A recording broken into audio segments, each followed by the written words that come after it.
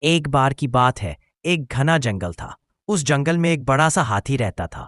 وہ ہر روز سکون سے جنگل کے راستے پر چلتا اور سب جانور اس سے ڈرتے تھے۔ ایک دن جب ہاتھی راستے پر جا رہا تھا، اس کا پاؤں غلطی سے ایک چھوٹے سے چوہے کے پاس پڑ گیا۔ چوہا زور سے چیخا، تم تو مجھے کچل ہی دیتے۔ ہاتھی ہکا اور بولا، ارے دوست، معاف کر دو، مجھ سے غلطی ہو گئی۔ چوہا غصے میں بولا، تم بڑے لوگ ہمیشہ ہم جیسے چھوٹوں کو کم سمجھتے ہو۔ ایک دن میں تمہیں یاد دلاؤں گا کہ چھوٹا ہونا کمزوری نہیں ہوتا۔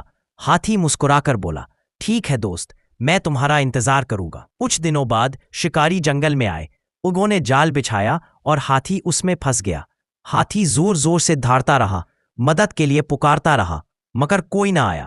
تبھی وہی چھوٹا سا چوہا اپنے دوستوں کے ساتھ دوڑتا ہوا آیا۔ سب نے مل کر اپنی تیز دانتوں سے رسی کاٹنی شروع کی اور تھوڑی ہی دیر میں ہاتھی آزاد ہو گیا۔ ہاتھی کی آنکھوں سے آنسو نکل آئے۔ اس نے کہا، دوست، آج میں سمجھ گیا، اصلی طاقت جسم کے سائز میں نہیں، دل میں ہوتی ہے۔ چوہا مسکرا کر بولا، اور اصلی دوستی کبھی چھوٹی نہیں ہوتی۔ جنگل کے سارے جانوروں نے دونوں کی دوستی پر تالیاں بجائیں۔